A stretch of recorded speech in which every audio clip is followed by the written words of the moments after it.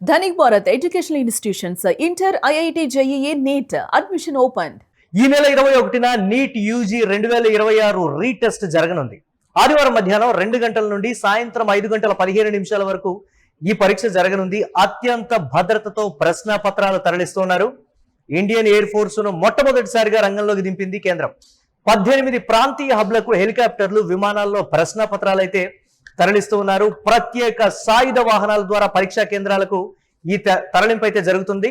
సెక్యూరిటీపై సామాన్యులు, విద్యార్థుల్లో పలు రకాలైనటువంటి అనుమానాలు అయితే ఉన్నాయి. అతి జాగ్రత్త లేక మరో లీకేజీనా అంటూ కూడా పలు రకాల ప్రశ్నలు అయితే తలెత్తుతున్నాయి. దేశవ్యాప్త చర్చకైతే నీట్ పరీక్ష దారితీసినటువంటి ఉంది. నీట్ లీకేజీకి సంబంధించి ఆ పేపర్లు ఎప్పుడైతే లీక్ అవుతూ వస్తున్నాయో వరుసగా ఎన్నో రకాలైనటువంటి అనుమానాలు అయితే వ్యక్తమవుతున్నాయి. ఈసారి మాత్రం మొట్టమొదటిసారిగా ఇండియన్ ఎయిర్ ఫోర్స్ ను కేంద్రం ఉపయోగించనుంది. అయినప్పటికీ కూడా పరీక్షా కేంద్రాల వద్దకు వెళ్లిన తర్వాత మాత్రం అక్కడ అధికారుల చేతుల్లోకి ఆ ప్రశ్న పత్రాలు వెళ్తాయి. పూర్తిగా ఎంత సెక్యూరిటీతో తరలించినప్పటికీ కూడా పరీక్షా కేంద్రాల వద్ద ఇంకేదైనా జరుగుతుందా, ఇదే రకమైనటువంటి అనుమానాలు అయితే తలెత్తుతున్నాయి.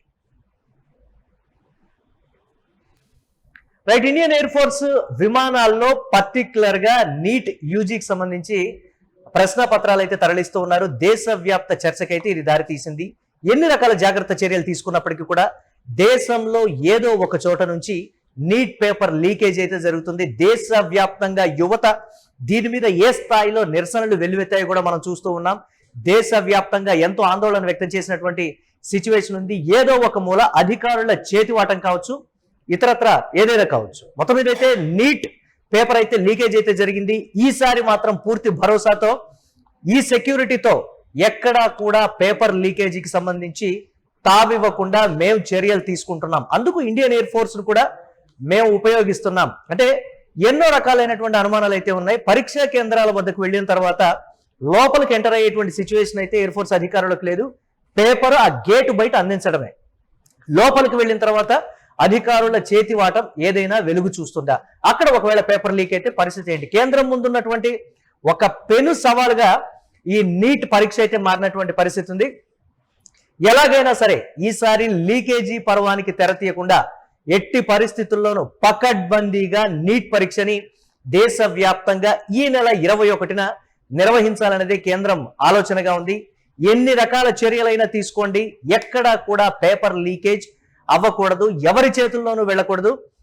విద్యార్థులకైతే న్యాయం జరగాలి. ఈసారి దేశవ్యాప్తంగా ఒకవేళ మళ్ళీ ఏదైనా లీకేజ్ జరిగితే మాత్రం ప్రభుత్వం మీద పూర్తిగా నమ్మకం పోయేటువంటి సిచ్యువేషన్ కావచ్చు, లేకపోతే అన్ని రాష్ట్రాల్లో కూడా కేంద్రం మీద నిరసనలు వ్యక్తం చేయడానికి కూడా పలు రకాలుగా పార్టీలు అయితే సిద్ధమైనటువంటి పరిస్థితి.